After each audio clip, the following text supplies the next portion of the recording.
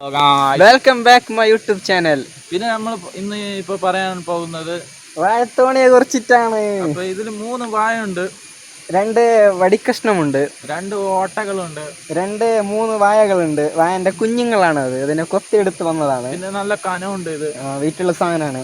അപ്പൊ ഇതിന്റെ ഉപയോഗം എന്ന് വെച്ചാൽ ഇത് നമുക്ക് കുളത്തിലൊക്കെ വെള്ളത്തിലിട്ട് നമുക്ക് ഉപയോഗിക്കാവുന്നതാണ്.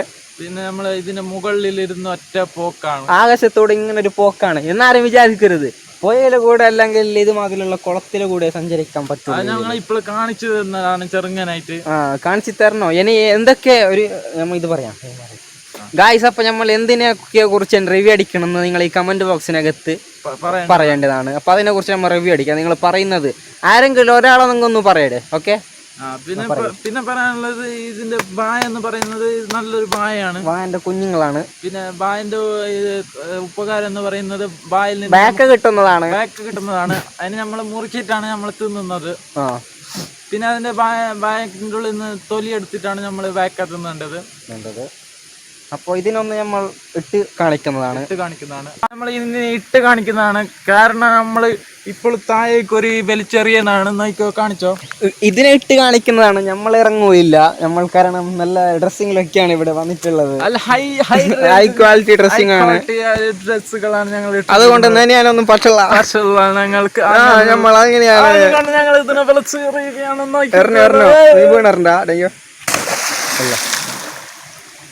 അപ്പൊ ഗായ്സ് കണ്ടില്ലേ, ഇത് നമ്മൾ മുകളിൽ നിൽക്കും. അതിന്റെ മുകളിൽ നിന്നിട്ടാണ് നമ്മളിങ്ങനെ യാത്ര ചെയ്യേണ്ടത്. ഒരു പണി ഇങ്ങനെ കുത്തി കുത്തി നമ്മൾ പോകേണ്ടതാണ്.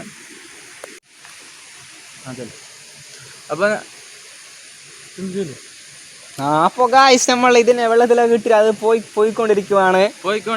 അത് വെള്ളത്തിന്റെ മുകളിലൂടെ ഇങ്ങനെ മാത്രമേ പോവുള്ളൂ. അത് അടിക്ക് പോകില്ല. അതിന്റെ മുകളിൽ നമ്മൾ നിന്നാൽ നമ്മൾ ഒട്ടും നനയുകയില്ല. പിന്നെ അത് ചെറുതായത് കൊണ്ടാണ് ഞങ്ങൾ അതിന്റെ മുകളിൽ നിൽക്കാത്തത്. അത് ശരിയാണ്. പിന്നെ വലിയൊരു വാഴത്തോണി നമ്മൾ ഉണ്ടാക്കി അതിന്റെ മുകളിൽ നമ്മൾ രണ്ടുപേരും ഒന്നിച്ച് നിന്നിട്ട് ഇങ്ങനെ ക്യാമറ എടുത്തോണ്ട് പോകുന്നതായിരിക്കും.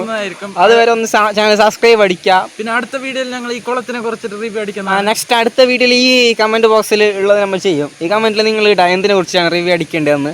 പിന്നെ ഒരു വീഡിയോ വരുന്നത് വരെ ലെറ്റ്സ് ബ്രേക്ക് അപ്പ്. ബൈ.